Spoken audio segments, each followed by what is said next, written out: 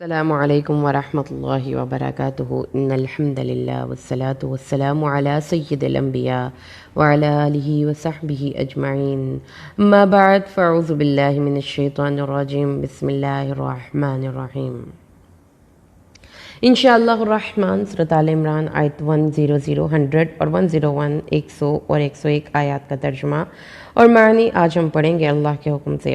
بسم اللہ الرحمن الرحیم۔ یا ایہا الذین، اے وہ لوگو جو ایمان لائے ہو، ان تطیعوا، اگر تم اتباع کرو، اطاعت کرو، فریقاً ایک گروہ کی، من الذین، ان لوگوں سے، اوتوا الکتاب، جو کتاب دیے گئے ہیں، یردوکم، وہ پھیر دیں گے تم کو، بعد ایمانکم، تمہارے ایمان کے بعد، کافرین، کفر کی حالت میں۔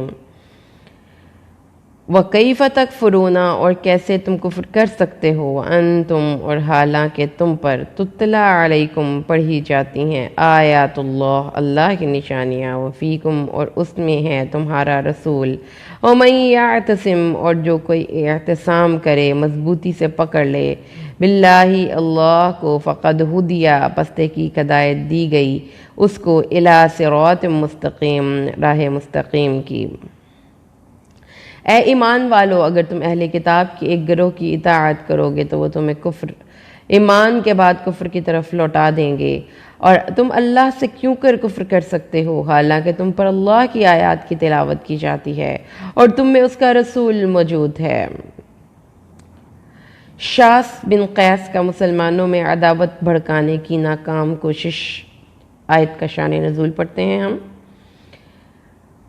ابو جعفر بن محمد بن جریر تبرانی کی روایت ہے، یہ روایت کرتے ہیں، زید بن اسلم بیان کرتے ہیں کہ شاس بن قیس ایک بوڑھا یہودی اور کٹر کافر تھا، مسلمانوں سے سخت بغض رکھتا تھا۔ ایک دن اس نے دیکھا کہ اوس اور خزرج کے کچھ لوگ آپس میں بیٹھے الفت اور محبت کی باتیں کر رہے ہیں۔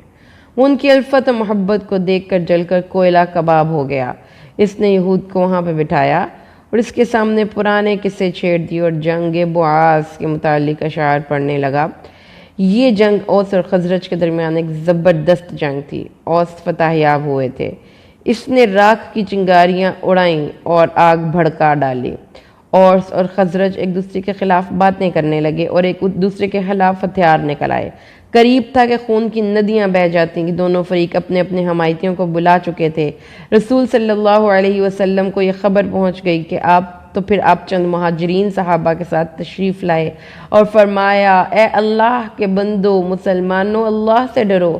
کیا تم زمانہ جاہلیت کی طرف چیخو پکار کر رہے ہو، حالانکہ تمہارے پاس اللہ کی ہدایت آ چکی؟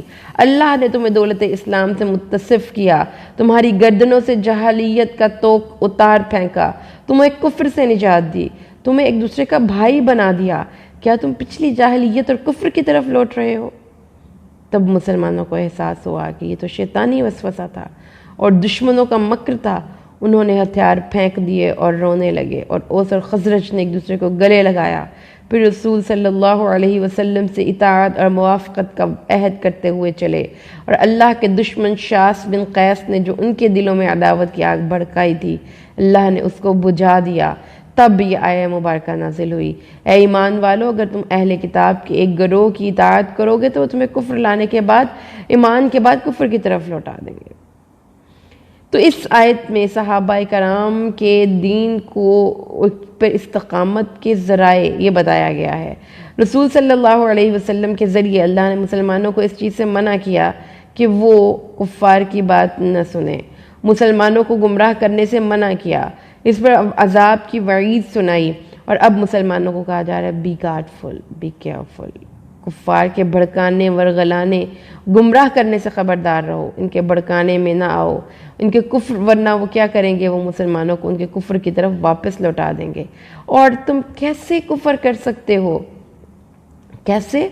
یہ بڑا ہی ایک تعجب کی بات ہے کہ تم کفر کیسے کر سکتے ہو، حالانکہ اس وقت اللہ کی آیات تم پر تلاوت کی جاتی ہیں، رسول اللہ تم میں موجود ہیں، اور جو شخص وَمَن يَعْتَصِم بِاللَّهِ فَقَدْ هُدِيَ إِلَى صِرَاطٍ مُسْتَقِيمٍ، یہ آیت، آج کی آیت، اس کو کہیں لکھ کے لگا لیجئے کہ ہر معاملے میں کسی دوسرے کی نہیں سننی، اللہ کے ساتھ اعتصام کرنا ہے، اللہ کے ساتھ چمٹ جانا ہے، چپک جانا ہے، اللہ کے دین، اس کے حکم کے ساتھ اپنے آپ کو چمیڑ لینا ہے۔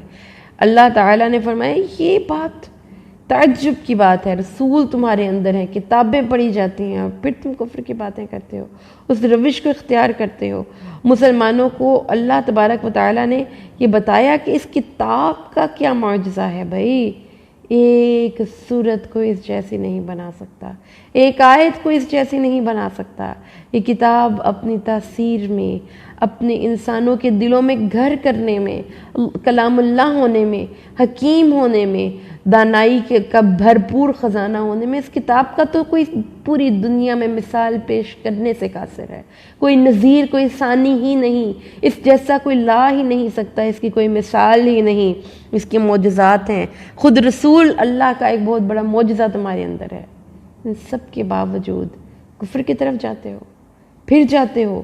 تو یہاں پر جو دو باتیں سمجھ لینے کی ہیں، اللہ تعالیٰ نے فرمایا کہ جب مسلمان جو بیٹھے ہوئے تھے اس مجلس میں، جو اوس اور خزرج کے قبائل تھے، ان کو گمراہ کس چیز نے کیا؟ ان کو گمراہ کیا اللہ کی کتاب کے علاوہ کسی دوسرے انسان کی بات کے سننے نے۔ تو اللہ تعالیٰ نے پھر اس کا حل بھی بتا دیا کہ فتنے ہوں گے، ہر دور کے فتنے ہوں گے، ہر دور میں لوگ ایسے بھی ہوں گے فتنہ پرداز جو ہمارے ہی دین کے اندر سے اپنی انٹلیکچوئل ہوں گے، وہ بڑے ہوشیار شاطر، دنیا میں بڑے بڑے ان کے اوپر ٹیگ لگے ہوئے ہوں گے، یہ فلاں ڈاکٹر ہے، یہ فلاں انجینئر ہے، یہ فلاں ڈین ہے، یہ فلاں یونیورسٹی کا پروفیسر ہے، لیکن ان کے اندر چونکہ ایمان نہیں تو وہ دین اسلام کو ایز اے ٹول یوز کریں گے، قرآن کی آیات کو ایز اے ٹول یوز کریں گے لوگوں کو گمراہ کرنے کے لیے، بھڑکانے کے لیے۔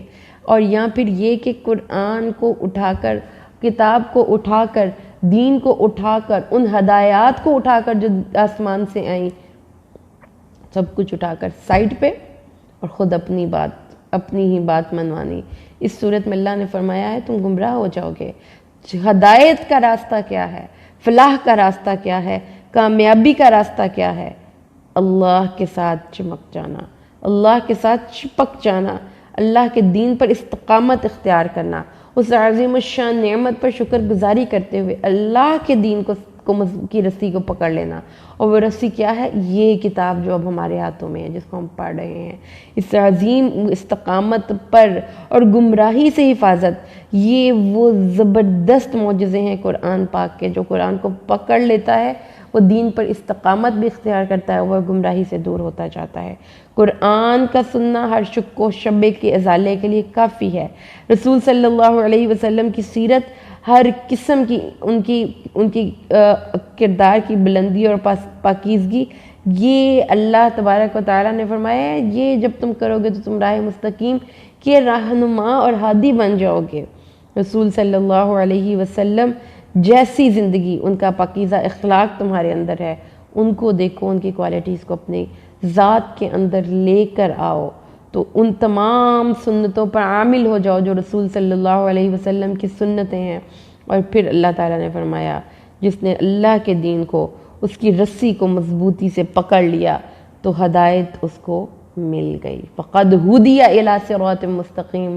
تو ہمیں آج کے اس لیسن میں جو بات سمجھ میں آئی وہ کیا ہے کہ اللہ کے دین کو اگر آپ نے اپنے ایمان کا سودا نہیں کرنا، اگر آپ نہیں سمجھتے ہیں کہ ہمیں اللہ کے دین کے علاوہ بھی، کتاب اللہ اور سنت رسول کے علاوہ بھی کوئی سورس ہے جس سے ہم ہدایت لے سکتے ہیں، تو پھر ہمیں گمراہ کرنے سے، ہونے سے کوئی نہیں روک سکتا۔ معزز لسنر، یہ اس دور کی بات ہے جب رسول بھی وہاں پہ موجود تھے، انہوں نے رسول کو نہیں سنا، انہوں نے کسی بھی اور کو اپنا بڑا مان کر اس کی بات سنی، اس کی شعروں پہ سر دھنتے رہے اور ان باتوں کو سمجھا تو فتنے میں پڑ گئے۔ تو اس لیے ہمیں آج سے جو سمجھنے کی بات ہے وہ یہ ہے کہ یہاں پہ 2 ڈائمینشنز میں بات ہوئی، ایک طرف رسول صلی اللہ علیہ وسلم، ان کی کتاب، ان کی شریعت اور ان کی سنت، دوسری طرف وہ لوگ جو کہ دین اسلام کے بالکل بھی فالوورز نہیں تھے، جو مسلمانوں نے جن کا ایمان اتنا سٹرونگ تھا کہ جن سے اللہ نے رضی اللہ عنہم ورضوا عنہ کی ایک ٹیگ اور مہر لگا دی، ان لوگوں کو بھی فتنے میں پڑنے کا اندیشہ ہوا جب رسول صلی اللہ علیہ وسلم اور قرآن سے ہٹ کر انہوں نے اس کو ہدایت لینے کی کوشش کی۔ تو آئیے آج اپنے آپ سے عہد کریں کہ کچھ بھی ہو جائے ہم اپنی آخری final verdict decision making power اس کتاب کو دیں گے، اسی سے ہدایت لیں گے، اسی کو پڑھیں گے، کیونکہ رسول صلی اللہ علیہ وسلم نے فرمایا میں تمہیں 2 چیزیں چھوڑے جا رہا ہوں، جب تک ان کو تھامے رکھو گے تم ہدایت پر رہو گے۔ فرمایا گیا وہ کون سی 2 چیزیں ہیں؟ فرمایا قرآن اور سنت رسول۔ ان دونوں پر عامل ہونے والا شخص کبھی گمراہ نہیں ہو سکتا۔ ان کے علاوہ کسی کی بھی بڑے کی بات آپ مان لیں، وہ کوئی بھی کیوں نہ ہو، کسی کی بھی ہر بات 100% حق نہیں ہوتی، کسی کی بھی بات 100% سچ نہیں ہوتی۔ اللہ سے دعا کریں اللہ تبارک و تعالی ہمیں قرآن کو سمجھ کر پڑھنے، اس پر عمل کرنے کی توفیق عطا فرمائے، تاکہ یہ ہماری نسلوں میں جائے۔ یہی ہدایت ہے اور اس کے علاوہ کہیں ہدایت نہیں۔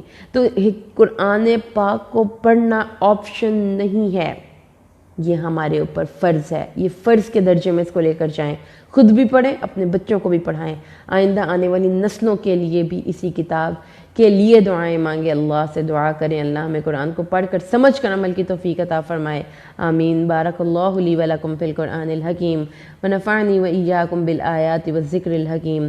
السلام علیکم ورحمۃ اللہ وبرکاتہ۔